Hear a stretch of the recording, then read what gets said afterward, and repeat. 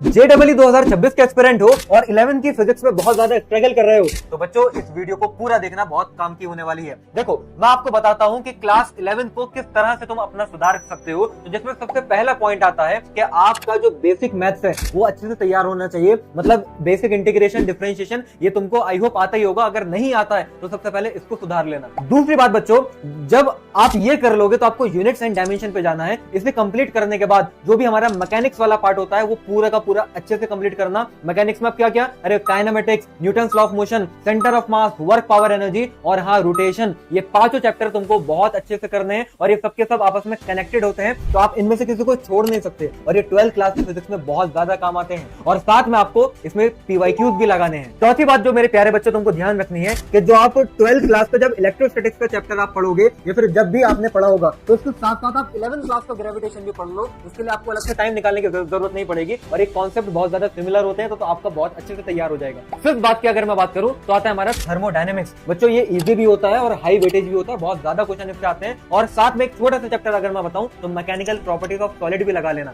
अब मैं अगर 6th पॉइंट की बात करूं तो आपका 12th क्लास का जो वेव ऑप्टिक्स जब आप पढ़ना शुरू करोगे तो उसके साथ साथ 11th क्लास का जो हमारा वेव और ऑसिलेशन होता है इसको साथ में पढ़ लेना, क्योंकि इसमें भी कॉन्सेप्ट बहुत सिमिलर होते हैं। तुम रिलेट कर पाओगे बातों को और बहुत अच्छे से कॉन्सेप्ट क्लियर हो जाएंगे। और लास्ट में हमारा इसमें फ्लूइड मैकेनिक्स तुमको कंप्लीट करना है। और 7th जो मोस्ट इंपॉर्टेंट बात है जो तुमको ध्यान रखनी है कि हर चैप्टर को पढ़ते पढ़ते तुम्हें फॉर्मूला शीट अपनी प्रिपेयर करनी है और ढेर सारे PYQs लगाने हैं। तो मेरे प्यारे बच्चे इस तरीके से तुम अपनी क्लास 11 के फिजिक्स को 12 के साथ पढ़ते पढ़ते फिक्स कर सकते हो और 11th और 12th तुम्हारी दोनों ही स्ट्रांग हो जाएगी। अगर वीडियो काम की लगी हो तो इस टाइप की और वीडियोस के लिए कमेंट करो मोर एंड चैनल को सब्सक्राइब कर लो।